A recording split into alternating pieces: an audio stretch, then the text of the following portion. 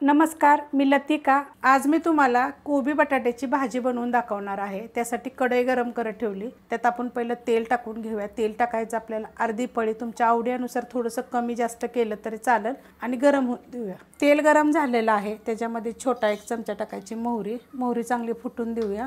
त्यात टाकायचं छोटा 1 चमचा जिरं, त्यात टाकायचं आपल्याला थोडासा कढीपत्ता आणि त्यात टाकायचं एक मीडियम आकाराचा कांदा बारीक कापून घेतलेला आहे। कांदा चांगला भाजून घेऊया।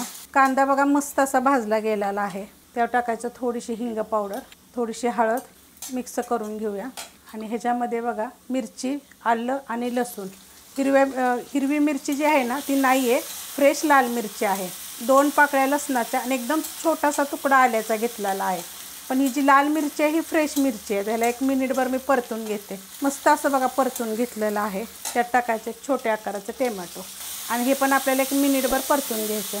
मस्त असं परतून घेतलेलं आहे। ह्याच्यामध्ये बघा 200 ग्रॅम कोबी एकदम पातळ कापून घेतलेला, एक मीडियम आकाराचा बटाटा साल काढून एकदम पातळ कापून घेतलेला आहे। स्वच्छ धुवून पाणी निथळून घेतलेलं आहे। आता हे मिक्स करून घेऊया। मस्त असं बघा मिक्स करून घेतलेला आहे ना। हा कोबी कसा मी एकदम पातळ असा लांबडा कापलेला आहे। बारीक कापला तरी पण चालू शकतो। ह्यात टाकायचं आपल्याला चवीनुसार मीठ आणि ह्यात टाकायचे थोडीशी कोथिंबीर आणि आता हे सगळं आपण मिक्स करून घेऊया। मस्त असं बघा कोथिंबीर आणि मीठ टाकल्यानंतर मी मिक्स करून घेतलेलं आहे। आता आपल्याला काय करायचे माहिती आहे का, ह्याच्यावर झाकण ठेवायचं आहे। गॅस करणार आहे बारीक, कारण हा मोठ्या बर्नेलचा आहे आणि एक 10 मिनिटासाठी आपण चांगली एक वाफ काढून घेऊया। बारीक गॅसवर बघा मी 15 मिनिटं ठेवलं होतं।